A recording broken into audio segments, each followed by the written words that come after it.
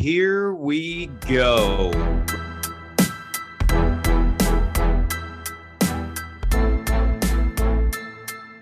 Welcome to the 9 Route Fantasy Football Podcast.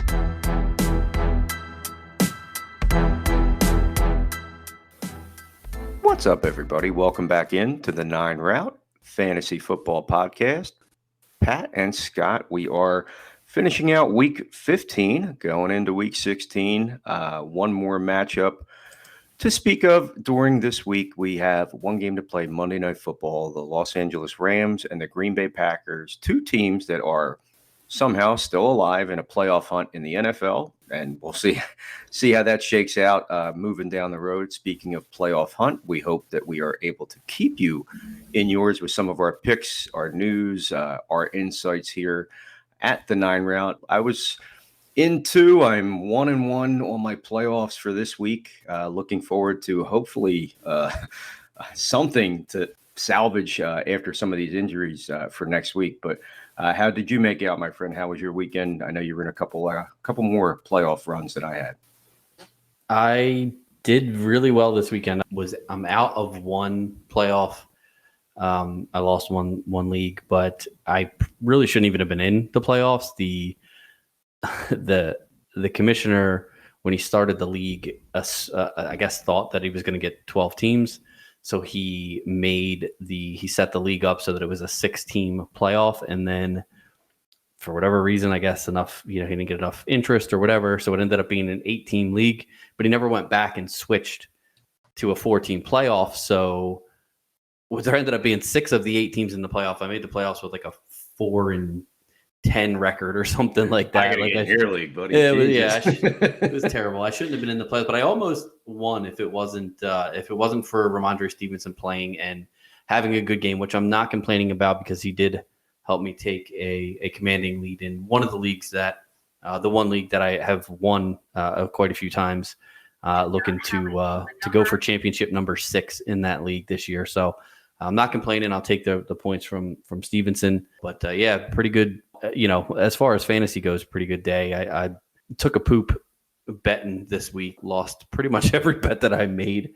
And it was, I do a lot of parlays. I don't like to bet a lot, so I'll do a lot of small, $5, $10 here and there, but I'll make it a parlay and try to, up the odds on it or whatever. And it was like every parlay I was just missing on one little piece here. And that's why you're getting the odds you're getting, because they all need to hit. But fantasy-wise, I cannot complain as far as, how the first week of the playoffs went. Pretty happy with that. So hopefully we can, I took a lot of my own advice, sat some of the guys I said that I was going to sit or that our listeners should sit, and it worked out for me. So hopefully we'll have another good week and move on to Championship Sunday, I guess, right? It'll be Sunday. I don't know what games they're playing on what days anymore. Everything's kind of a blur at this point, but this is a crazy week with the holiday coming up. So you're talking heavy Saturday, a few on Sunday. There's still a Monday game.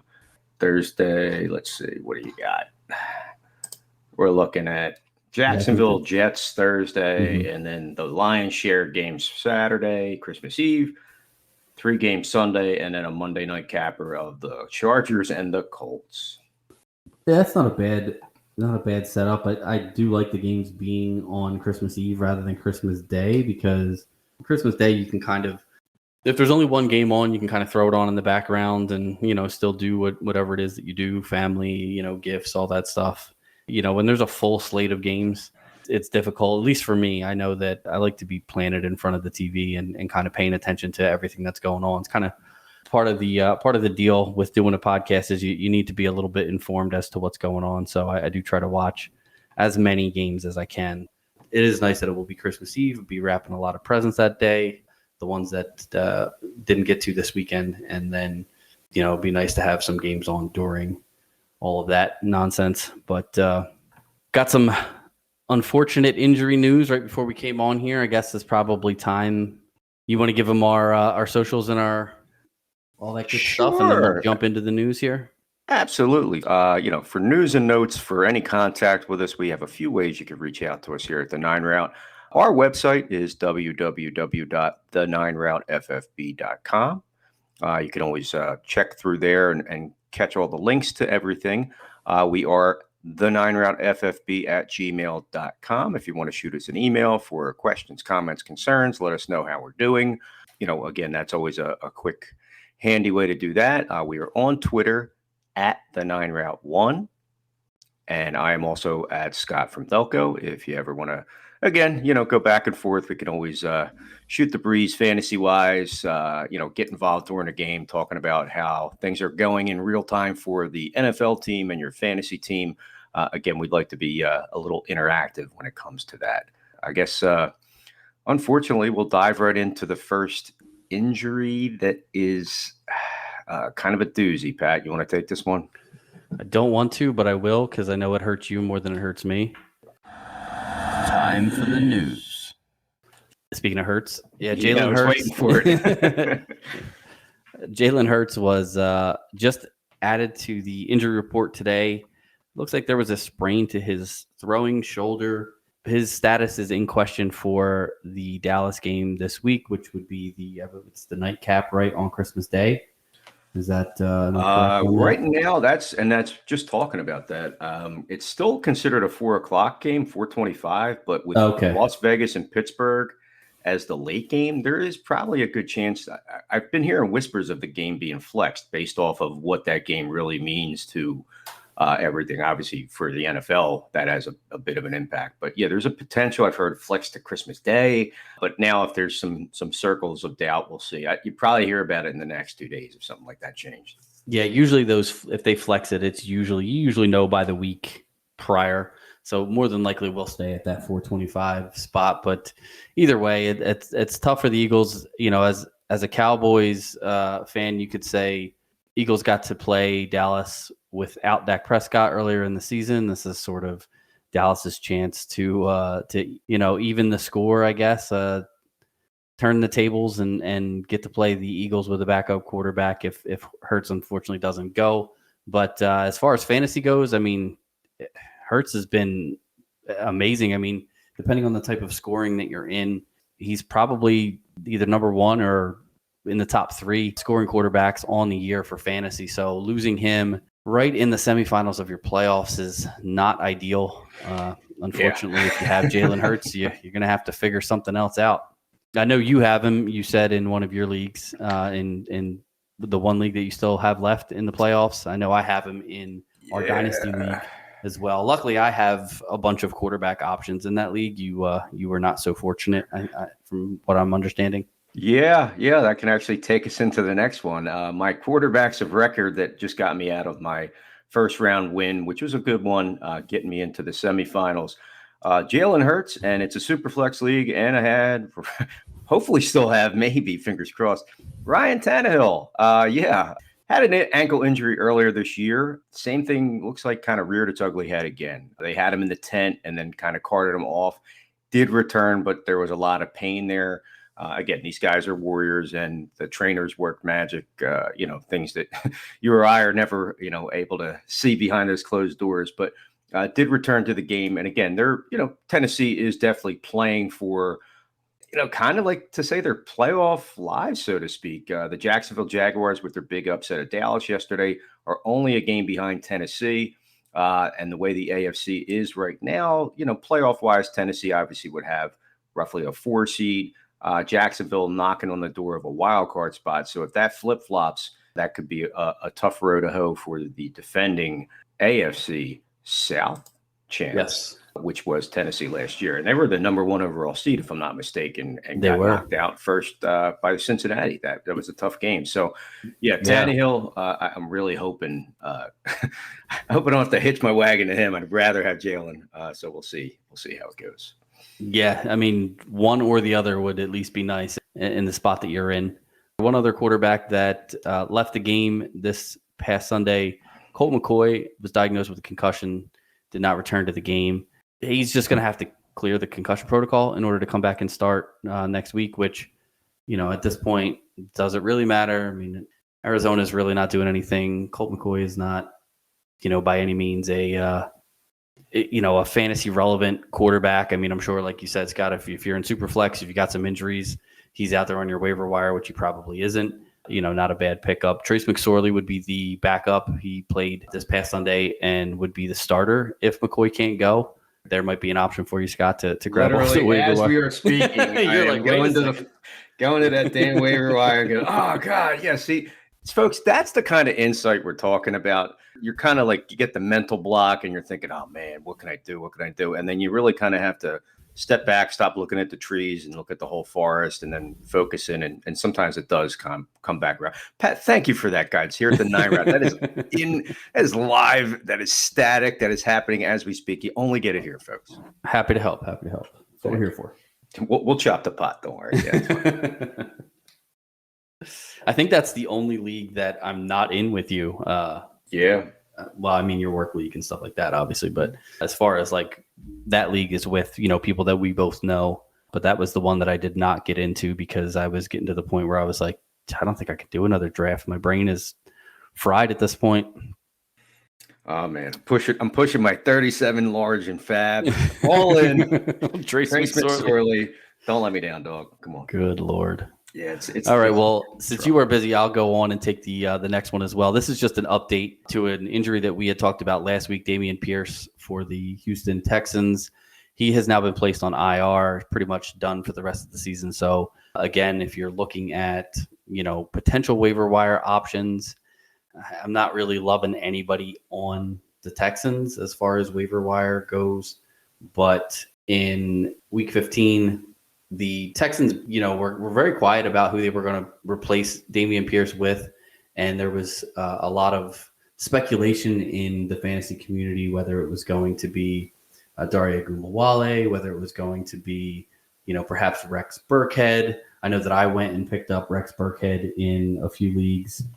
And as it turns out, the Texans ended up giving the ball mostly to Royce Freeman. He had 11 carries for 51 yards. He also added 1 catch for 5 yards on 1 target. Wasn't a game where the Texans were running the ball a ton. They did sort of have to throw the ball a little bit to keep up with Kansas City. And, I guess, the way it looks like the Texans are going to give Royce Freeman a shot. They did this week. I'm assuming it's going to be the same next week. But, again, that's something that you just can't really tell, especially with the Texans. They kind of are bouncing all over the place. They're playing 2 different quarterbacks, and even Philip Dorsett attempted a pass in that game versus the Chiefs. So kind of a wild card with the Texans. I really am not looking to pick up anybody if you were in an absolute desperate situation, nobody else available, and your running backs are injured or whatever. I would probably go with Ogunbowale because he did get 8 carries. Didn't do much with them, but he tends to be their pass catching back a little bit. Rex Burkhead led the Texans with 4 targets in that game, but Ogunbowale is a good pass catcher, and he would probably be the guy that I'm targeting moving forward because even though Freeman's getting the majority of the carries, if you're not talented, which Freeman, really isn't, those carries don't really mean a whole lot in a Texans offense that struggled at best this season. Speaking of struggles, it's been a bit of a struggle for the reigning number 1 fantasy football running back, Jonathan Taylor, and it looks like you might be able to stick the fork in that pork chop. I think he's done. High ankle sprain, does not look good that he would even play again this season. Colts are obviously, pretty much angling towards next year for the draft. It has been an issue throughout the season where he had been a bit of an Iron Man and then turned out to be a little bit more of a guy that came down to earth, missed his first practice and things of that nature. So Jonathan Taylor definitely looking like a goner for this season. Now that will have a big effect for a lot of people, albeit the production may not have been there, but he was unsittable, so to speak, based off of his draft position. So, in a minute, we'll talk about the waiver wire options for you. And a couple quick ones here at the end that are, may or may not have an effect. One, Austin Eckler, just want to have to talk about it for a sec. Shoulder injury, left the game, came back in pretty quick. Their tests were negative, according to Brandon Staley today. So just something to keep eyes on. It might be a little limited through the week. Definitely not sitting, but, could have a little bit of a production issue, down the road. They may look to take the load off of him for this week. We'll see how it goes, but they should clear him for that. And then one that happened a little bit earlier this week, Tyler Lockett Ended up with a broken finger. Obviously, for a wide receiver, it's a little bit of a tough one. Couldn't have happened at a worse time for the Seattle Seahawks. That Thursday night matchup with San Fran was a little bit too tough for him, and they are circling the wagons to stay in the playoff hunt. He's going to be out probably at least a week or two, maybe more. And obviously with that, they want to get him back on the field, but if they feel like they have a shot at a playoff run, it's really tough right now. So you might see him sooner than later, but then that productivity could be a little bit affected by, obviously having a busted digit on your hand when you're trying to catch a line drive football, break off a press coverage, run block. If he's not able to do it, they just can't put him on the field. So hopefully, again, with our waiver wires coming up here, Pat, we'll start to talk about some options for replacements and some hot hands and big names that are starting to make a move. The Austin Eckler thing, it was good to see him come back. He had a good game. Don't think it's going to limit him enough to where he's going to miss any time, especially considering that the Chargers are in the midst of, trying to claw and scratch their way into the playoffs. I think Eckler is definitely the type of guy that would tough that out. Tyler Lockett, I'm sure, wants to play, but I believe he had surgery on his finger or is about to have surgery on the finger. So he's probably a little bit less likely. But like you said, we'll get into some waiver wire options as far as the Seattle Seahawks go here in a minute. Just wanted to, before we jump into the waiver wire, just wanted to mention again, we mentioned it last week, we'll mention again, understand that this week's a little bit different. Week 15, we had 3 games on Saturday, majority of the games on Sunday.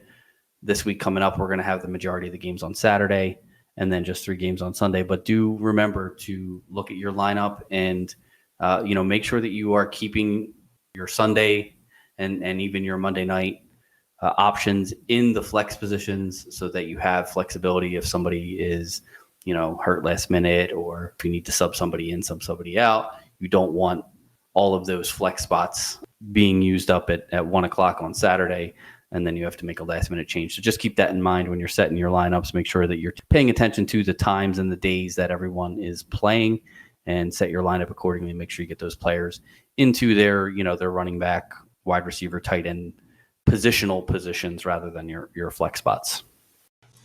All right. Well, now that we went through some injuries, let's talk about a couple guys that we can replace those injured players with.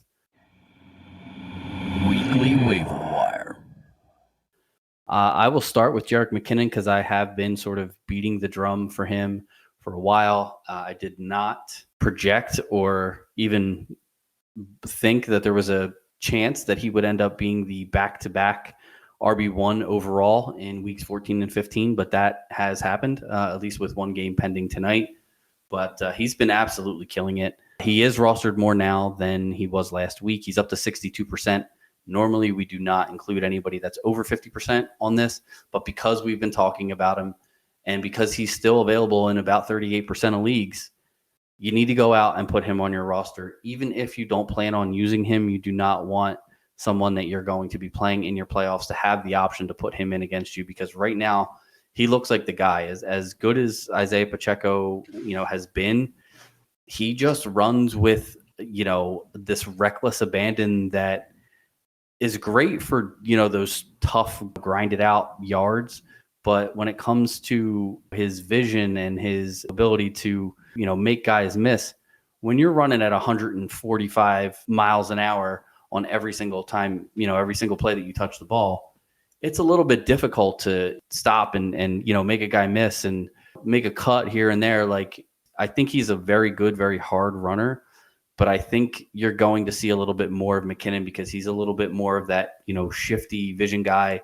He can catch the ball out of the backfield a little bit better. And I think as the Chiefs move into the end of this season, they're going to get Jerick McKinnon the ball a lot more. If you remember last season, McKinnon was basically their playoff starting running back. Like, they put Clyde Edwards-Helaire on the back burner and sort of let Jerick McKinnon take over in the playoffs. And he had an absolutely outstanding playoff run with them. And I think that you're seeing the beginning of that now. I think as much as the Chiefs don't want to have McKinnon out there all the time, every time he gets out there, he proves what he can do when you give him the ball. So I think you're going to see more of him.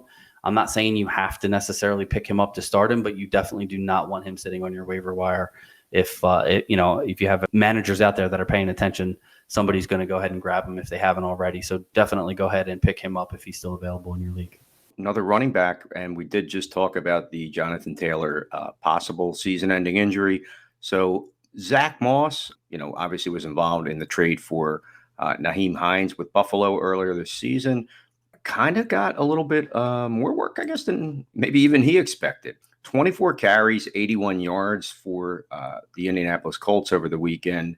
Was targeted once. And, Deion Jackson had kind of been the lead backup. He still ran 13 carries, 55 yards, and did get one catch on one target. But seeing that much given to Moss, who definitely seemed to slide right into that role that Taylor vacated, and I guess maybe that was their thought, was to do that. Seemed like he was preferred by Jeff Saturday. Deion Jackson would definitely be involved and in the mix right now. You'd have to see probably a hot hand approach, as long as nobody fumbles. But seeing Zach Moss get that kind of usage and production, obviously with a full game under his belt, game plan towards his style of running and things like that. It was always weird that he never kind of made anything happen. He had some issues, it sounds like, in Buffalo. But, as far as that goes, Zach Moss is available. Less than 1% in a lot of leagues. So he's out there. Go get him. Yeah, you definitely got to pick him up. And again, just play that keep away game, if nothing else. Another guy that we talked about weeks and weeks ago, and then he got picked up a lot. And then I think once Cordell Patterson came back, the hype around Tyler Algier kind of faded a little bit, but he's still playing a good amount of snaps. Actually split snaps 50-50 with Patterson this past week. Ended up 139 yards on 17 carries and a touchdown. He did have more carries than Patterson in this game. And even if, those carries are split evenly, the Falcons run the ball enough to get both of these guys, Algier and Patterson, 15 to 17 rushes per game. So I think both of these guys, given the opportunity, can produce for you, especially now with Desmond Ridder at quarterback. I think the Falcons are going to want to throw the ball even less than they already had been. So I think Algier, who's only 28% rostered, is definitely a great pickup. I think he's somebody who, again, he can give you a spot start in case of an injury or, just a guy who in a good matchup can do what he did. 139-1 is no joke. That's, you're looking at 20 some fantasy points right there. So definitely worth picking up. And again, in the right matchup could be playable. Yeah, I don't disagree. Some of these end of year matchups for some of these teams are what really kind of shows out. A name that you might want to keep on your radar could have been a little bit of an issue with the game itself. But Chuba Hubbard, call him Chuba, but we know that's not his name, was pretty, had some good games last season, hasn't really been involved as much this year. He's only rostered about 25% or so of leagues. If you're just looking to maybe throw a name out there, yes, Donta Foreman had a tough game against the Steelers, had a fumble, so maybe there's some smoke and fire when it comes to that team. Again, Carolina's still in a playoff hunt, so maybe another backup running back just to throw on your bench. And hey, you never know. Could be a desperate play, but could be worthwhile just adding on there if you have the room. That seems like pretty much all of the running backs that we found as far as, low roster percentage that are worth picking up. I'm sure there's probably a few guys out there. Jaylen Warren had a pretty good game, double-digit rushes and a touchdown this week, but, we don't necessarily know. I think Pittsburgh is sort of realizing that they need to turn to the run game. They're going to be just like Atlanta, where they're running the ball, 60+% of the time. So Warren is another guy that you could potentially pick up. But again, with Najee Harris there, I don't think I'm starting Warren unless, Harris gets hurt in some kind of way. As far as wide receivers go, another guy that we've been talking about is a little bit more than 50% rostered, but we left him on here because this is somebody that we've been saying to pick up. Donovan Peoples-Jones for the Cleveland Browns. He had another double-digit PPR game this week, and I think caught a touchdown in this one, if I'm not mistaken. He's just been a very steady, solid receiver. Hasn't had, really big up games. He hasn't had, he hasn't single-handedly won you a week, but putting him in your lineup is a good, safe floor play. Deshaun Watson really seems to target him a lot, and he has 3 good remaining matchups for the final 3 weeks of the season: New Orleans, Washington, and then if you play in Week 18, Pittsburgh, which again, we're going to talk about in a little bit, I talked about last week, is not as good of a matchup as it seems like on paper, but most leagues don't play in week 18 anyway, so you wouldn't even have to hit that matchup. But definitely go out and grab Peoples-Jones if he's available, because he's definitely, I made the comparison to Will Fuller. He hasn't really been targeted on deep routes, which is strange because that's more of his forte. But he's definitely a guy who, like I said, Deshaun Watson seems to like. He's big body, young guy, fast, long. He's turning himself into a decent receiver. And again, depending on who you have in your wide receiver position, he could be your flex guy for the rest of the playoffs. One more wide receiver. Why not? We got Treylon Burks. A lot of people have been very up and down on him. He was injured for some time. It didn't look like he was going to pan out in training camp. He's Tennessee's number one wide receiver. That's what they drafted him to be. Traded away A.J. Brown to the Eagles. He could be floating around out there, be dropped because of injury. And if that's the case, you want to get him on your roster as soon as possible, especially now if you're in a keeper league or something like that. Dynasty, he'd be long gone, but get him on your roster. You never know. It might be worth the stash for even next season, depending on how things shake out. But I would have him around because, again, those Tennessee Titans are looking to make a strong playoff push, and you always want to have a number one wideout on your roster. You never know when you're going to have to pull that card and start to play a guy like Treylon Burks. One other wide receiver that, again, we have been talking about for a while, the rostership percentage is going up for this player. It's Darius Slayton for the New York Giants. He's now rostered in 44% of leagues. He led the Giant wide receivers in targets again this Sunday against Washington. He's got a really good matchup in Week 16. I'm actually playing him in our Dynasty League as one of my flex positions. Goes up against Minnesota, and he's another one of those guys who isn't necessarily going to win you a week. See, there are guys on the waiver wire we'll use the one for this week. There are guys on the waiver wire like KJ Osborne who you could pick somebody like Osborne up and put him in your lineup and hope to God that he gives you, 30 points like he did this week. Or he could also give you, 3 points in a week.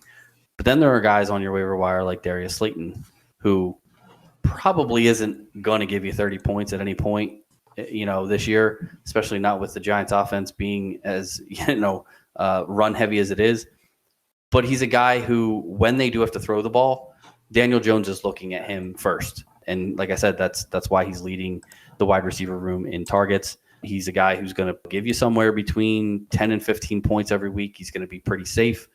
And again, this matchup against Minnesota in Week 16 could actually maybe put up somewhere in the neighborhood of 20 points against a really bad Minnesota defense. So again, if you're hurting at the wide receiver position, Darius Slayton is not a terrible option for you as well.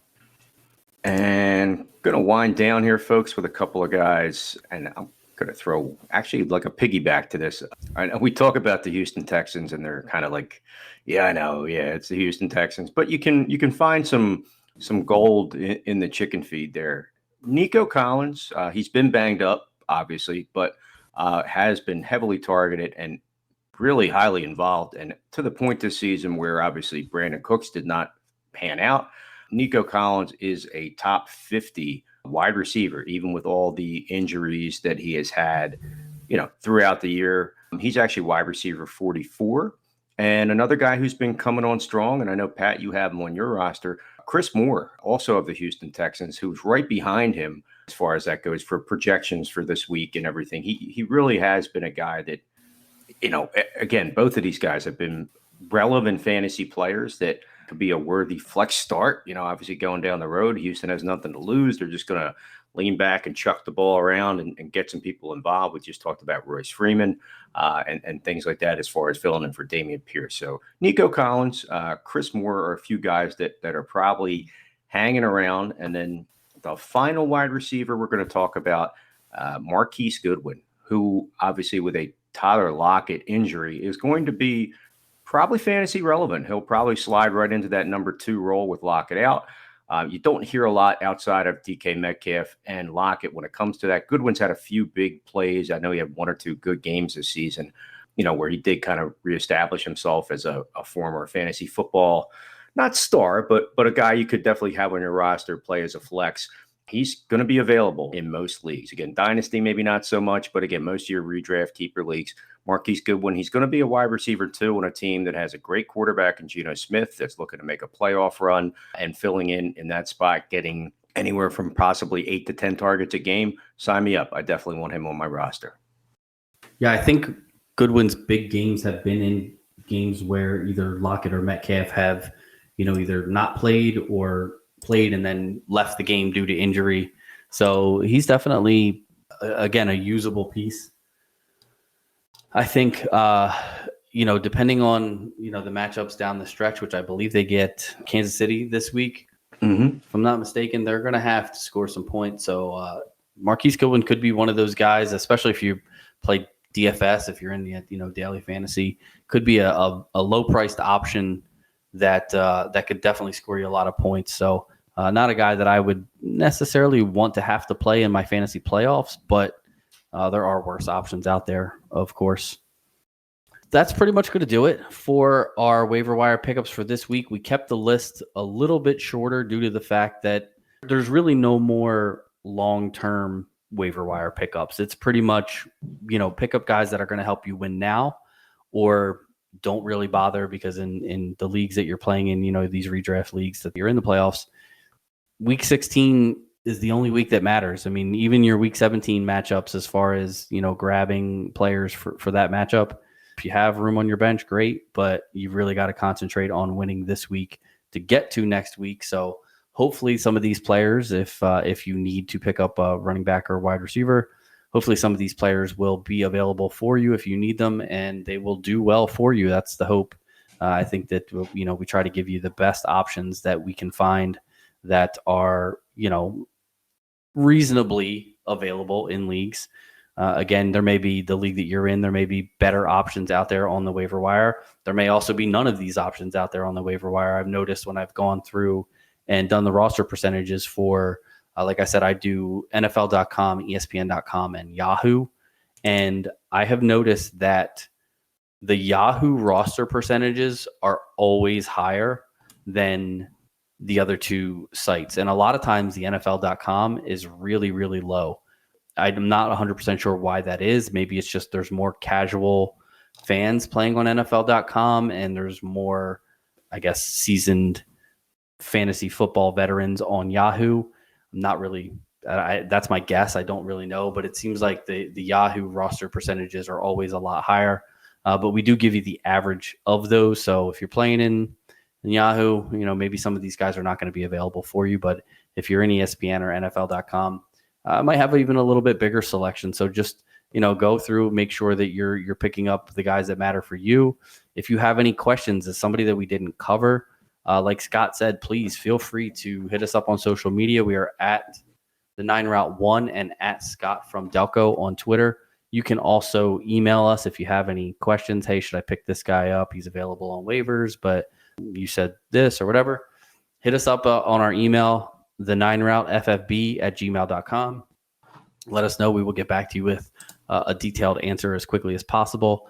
And then, again, check out our website, www.the9routeffb.com. You can reach us on there. There is a contact section where you can get in touch with us, links to our socials and email address and all that good stuff. Also, before we head out, we want to thank Mickey's Portical Pub in Tuckerton, New Jersey for partnering with the show. If you're looking for a great place to watch the NFL on Sunday, Mickey's is it. They have great food, drink specials, and all the football you can handle. Mickey's Pub, 327 East Main Street in Tuckerton, New Jersey, where friends and family meet. I think that's it for this one. Do you have any last minute suggestions or concerns going into this? Obviously, other than the Jalen Hurts stuff. I mean, we're all concerned about that, but yeah, no, Pat, I think you kind of nailed it there just a minute ago. At this point, if you're in the playoffs, you're going with what got you there. Again, we're just trying to give you a couple names that might be something to, let alone keep away from another player to get stronger against you in a matchup, make them bend to your will type of thing. Again, or if you're just looking to pepper your roster with some players moving forward, again, if you're in a redraft league, keeper league, stuff like that more so, where you get to hang on to a couple players maybe. So it's almost kind of got that dynasty feel to it. Look at some of these names, look at how they've been playing. But for the most part, again, some of them are going to get you over the hump. And again, if you see a Jerick McKinnon out there on a waiver wire, God forbid, like there shouldn't even be a hesitation to get a guy like that. But again, at this point, you're looking at pretty much what's going to get you home. So again, we are just looking to fill in the blanks and give you maybe a little trick of the trade just to try to get you over the hump and get you to that fantasy football championship. For Pat, I am Scott. We will see you in our Week 16 starts and sits. Peace.